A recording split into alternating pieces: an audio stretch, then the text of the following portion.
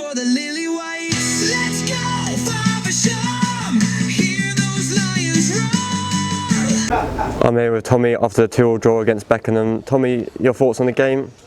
Obviously angry, disappointed.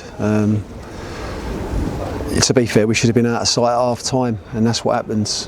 Fair play to them. To be honest, only one team going to win it the second half. Once they got the first goal and the second goal, we didn't really get up the pitch at all, and they was hitting us on breaks. And if it weren't for Jacob Russell, we would have come away with nothing today. So I just said to him, it doesn't hurt us enough. The quality of our deliveries from our corners and the areas we got in the first half, like I said, we should have come in more than 2-0 up, and when you don't, against a side that ain't going to roll over, as soon as they got that goal straight away, it gives them a lift. And to be fair, like I said, they got out the second half, and they'll be gutted they don't come away with 3 points.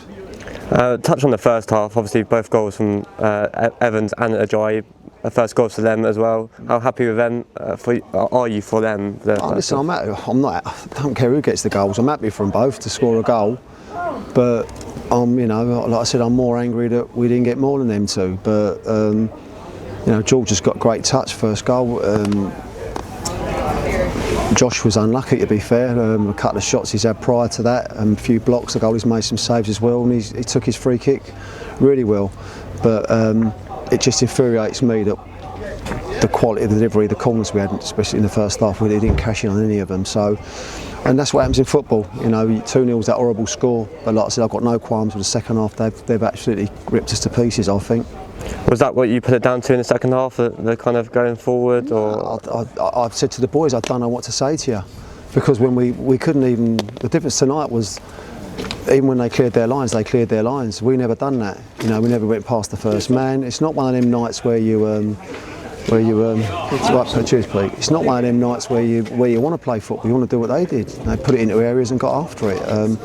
Like I said, listen, for half time, I'm obviously I'm happy. I told them now I was disappointed because we should have been done and dusted.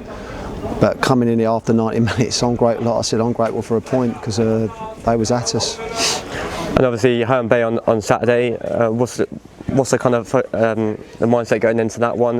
Listen, it's an emotional game. I said to the boys in there, it's not by any means, it's not the end of it. We're disappointed. We've drawn 2-2, and after being 2-0 up, we've got to be disappointed with it, especially the second half.